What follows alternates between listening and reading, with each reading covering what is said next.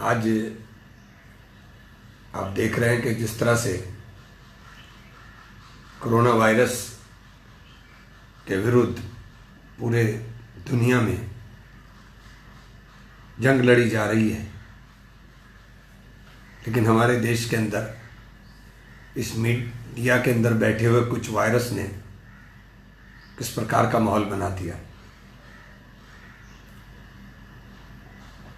आज आपके माध्यम से भी कहना चाहता हूँ और अपनी बात को मैं समझता हूँ सबको कहने का हक भी है।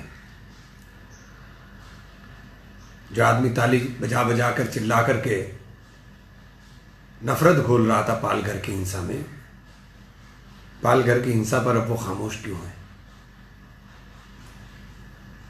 एक विशेष पार्टी से जुड़े हुए लोग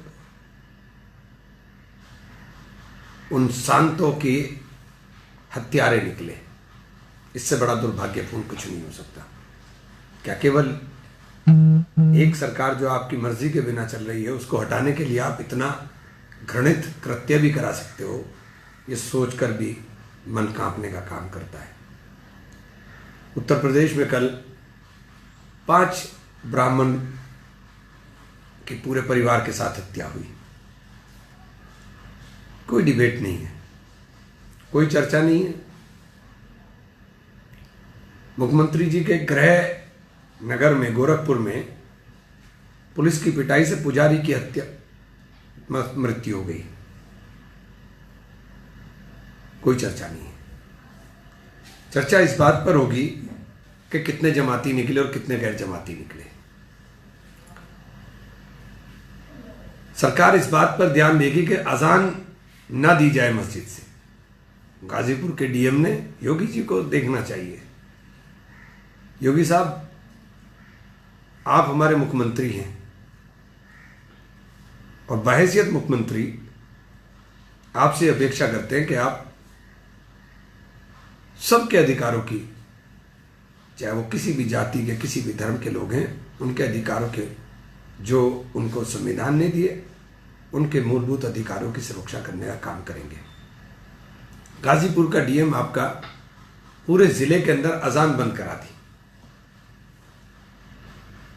रमजान के अंदर अजान और कोई आदेश दिखाने को तैयार नहीं है।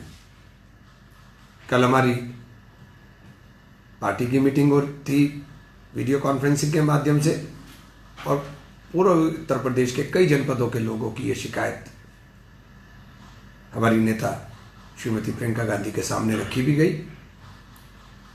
कुछ जगहों पर नेताओं ने बात करी है तो वहां खुला भी है। अगर सरकार की मंशा होती तो मैं समझता हूं कि शायद सब जगह होती। तो मैं तो खराबी में भी अच्छाई ढूंढने वाला आदमी हूं। हो सकता है योगी साहब की जानकारी में ना हो, लेकिन हम जानना चाहते हैं कि अगर इस प्रकार का काम हो रहा है तो इसे देखें। और ये जो मीडिया में जमात जमात का खेल चल रहा था, अब जब जमाती लोग ठीक होकर के जा रहे हैं और इस कोरोना के अंदर जो ठीक हो जाएगा उसके खून से बने हुए प्लाज्मा से अगले रोगियों का इलाज होगा। और जमात के तमाम लोग स्वेच्छा के साथ अब खून देने का काम कर रहे हैं। रजत शर्मा जी ने ट्वीट किया है, मैं बधाई देता हूं रजत शर्मा जी को कि कम से कम उद्धव ठाकरे जी की वजह से ही आपने सच्चाई थोड़ी सी दिखाने का काम किया। इसे टीवी पर भी दिखाइए। सकारात्मक बातें समाज के अंदर दिखाई जानी चाहिए। नकारात्मकता की जो भावना पैदा हुई है उसको दूर करने के लिए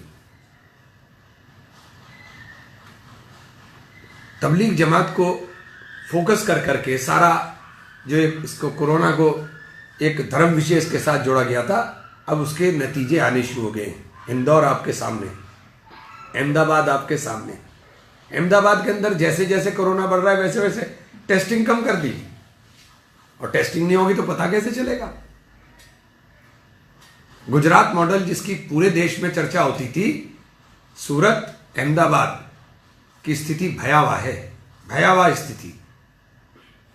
अहमदाबाद के तो कमिश्नर ने बयान दिया कि हमारे यहाँ 8 लाख पेशेंट हो जाएंगे। 8 लाख सुनकर भी डर लगता है, सुनकर भी डर लगता है। अल्लाह ईश्वर वाहेगुरु जीसस रहम करे। रहम करे सबके ऊपर। बम्बई की स्थिति भी बहुत खराब है, लेकिन मुंबई में टेस्ट बहुत हो रहे हैं। मुंबई में टेस्ट बहुत हो रहे हैं। उद्धव ठाकरे जी ने टेस्ट भी फ्री कर दिए और इलाज भी फ्री कर दिया।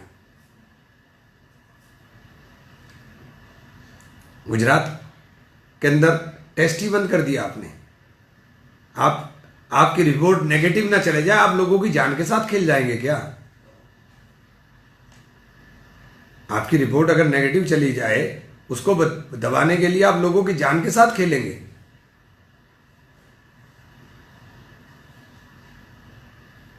बहुत दुखद है, बेइंतहा दुखद है। इसलिए हम कहना चाहते हैं कि ये जो कुछ चल रहा है देश के अंदर, इस वक्त सबको एकजुटता के साथ इस बीमारी से, इस महामारी के साथ लड़ने की जरूरत है। सोशल मीडिया के ऊपर गंदगी की अंबार लगा हुआ है, गाली गलौज, बदतमीजी। अभी मेरे एक मित्र ने मैंने एक बरखा दत्त जी का मीम था, उसको शेयर कर दिया। उस पर हमारे एक मित्र हैं शर्मा जी, उन्होंने लिखा कि रमज़ान में क्या कर रहे हो। मैंने तो उनके मीम को शेयर किया। मान्यवर शर्मा जी, आप भी ज़रा सा सोचिए कि भगवान परशुराम की जयंती के ऊपर 5 निरीह ब्राह्मणों की हत्या हुई है, उसके ऊपर कोई कुछ बोल नहीं रहा है,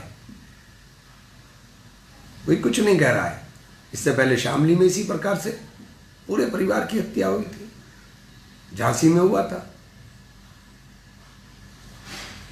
ऊंचाहार के अंदर हुआ था। शोचनीय प्रश्न तो होना चाहिए, हत्या किसी की भी हो, हर हत्या का हम विरोध करते हैं। उत्तर प्रदेश में लगभग 100 हत्याएं हो गई हैं, और जिस तरह से आज भी हमें सुबह हमारी बात हो रही थी, हमारे यहाँ से मजदूर पैदल जा रहा है, छुप छुप कर शाम को निकलता है। कल रास्ते में मेरे दोस्त ने जब देखे तो गाड़ी लेकर के यहाँ से खाना लेकर के गए तो रोना आ गया।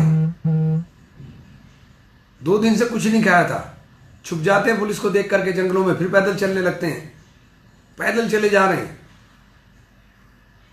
हमारे उत्तर प्रदेश के ही तो लोग हैं ये। आपने कोटा से बच्चे बुलाए, बहुत अच्छा किया, लेकिन इन मजदूरों का भी तो ख्याल करिए, ये भी तो हमारे ही हैं, ये गरीब भी तो हमारे ही हैं।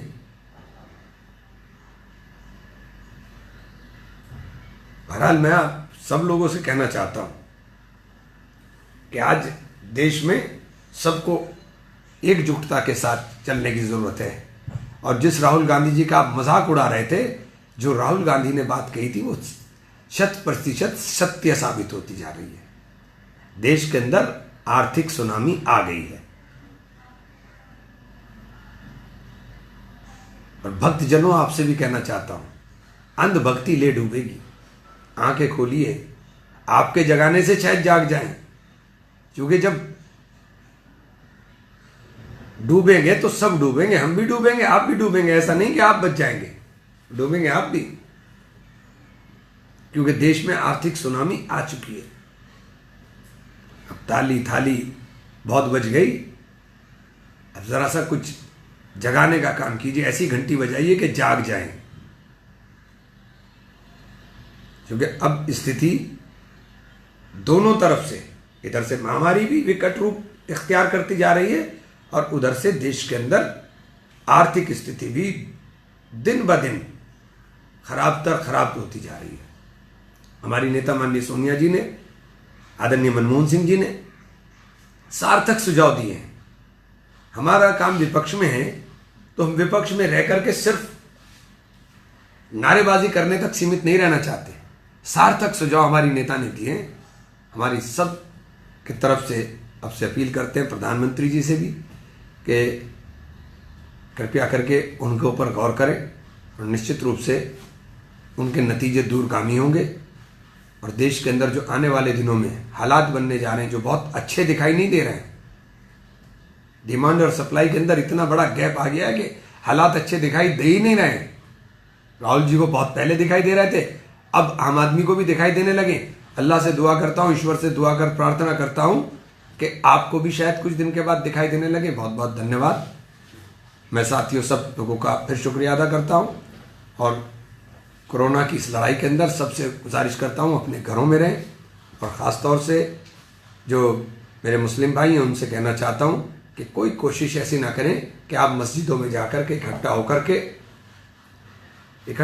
के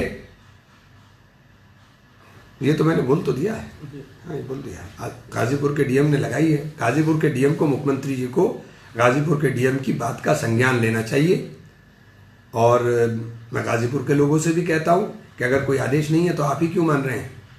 और मस्जिद में मत जाइए, मस्जिद के अंदर जाने के ऊपर आपकी पाबंदी भी है और तमाम जगहों से पाबंदी है। मस्जिद पर नहीं जाइए, लेकिन अजान के ऊपर कोई पाबंदी नहीं है और कहीं नहीं है। तो मैं सब लोगों का धन्यवाद करता हूँ, शुक्रिया करता हूँ, और ये भी गुजारिश करूँगा कि तरावी के लिए कोई एहतमाम करने की, अब तो शुरू हो गया काम, लोगों ने अपने घरों में पढ़ना शुरू कर दी, लेकिन फिर भी कोई भी आदमी इस तरह का कोई काम ना करे जिससे आपको भी दिक्कत हो, समाज को भी दिक्कत हो। बहुत बहुत शुक्रिया।